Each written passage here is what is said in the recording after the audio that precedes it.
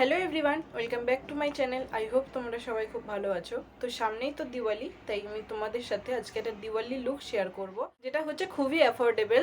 আর এই মেকআপটা করার জন্য আমি মাত্র 7টা প্রোডাক্ট ইউজ করেছি।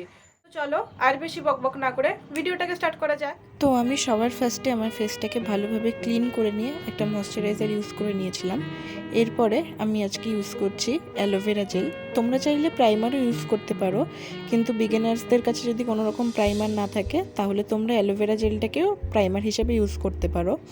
তারপরে আমি ইউজ করছি ল্যাকমি ইনভিজিবল ফিনিশ ফাউন্ডেশন, এবং সেটাকে একটা ড্যাম বিউটি ব্লেন্ডারের সাহায্যে ভালোভাবে ব্লেন্ড করে নেব। এবং আজকে আমি কোনো রকম কনসিলার ইউজ করিনি, ফাউন্ডেশনটাই বেশি করে অ্যাপ্লাই করে নিয়েছি। এরপরে ফাউন্ডেশনটাকে সেট করার জন্য আমি একটা কম্প্যাক্ট ইউজ করছি, আর কম্প্যাক্টের জন্য আমি ইউজ করলাম ফেসেস ক্যানাডার কম্প্যাক্ট পাউডার। দেন আমি আমার আইব্রোটাকে ফিল করব, কিন্তু তার আগে একটা স্পুলি ব্রাশের সাহায্যে আমি আইব্রোটাকে কোম করে নিয়েছি। এরপর মিউজিক ফ্লাওয়ারের জেল আইলাইনারের এই ব্রাউন শেডটা দিয়ে আমি আইব্রোটাকে ফিল করে নিয়েছি।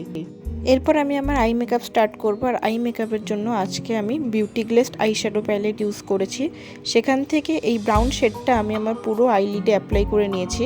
আর যেহেতু আমার ড্রেসের কালারটা গ্রিন, তাই আমি একটা পেন্সিল ব্রাশের সাহায্যে এই গ্রিন কালারের আই শ্যাডোটা ইনার কর্নারে ইউজ করে নিয়েছি। তোমরা তোমাদের ড্রেসের কালারের মতো এটাকে পাল্টাতেও পারো।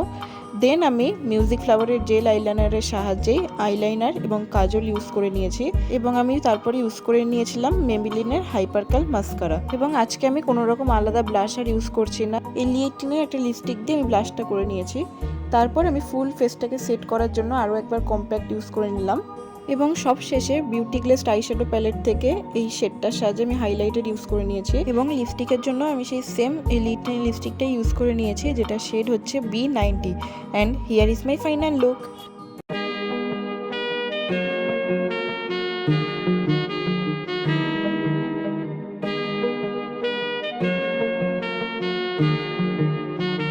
তো তোমরা দেখেই নিলে কিভাবে আমি এই লুকটা ক্রিয়েট করেছি। তো তোমাদের যদি এই ভিডিওটা ভালো লাগে একটা লাইক করো, শেয়ার করো, আর আমার চ্যানেলে নতুন হয়ে থাকলে সাবস্ক্রাইব করে আমার পাশে থেকো। এবং তোমাদের সবাইকে জানাই হ্যাপি দিওয়ালি। তো চলো আজকের মতো টাটা।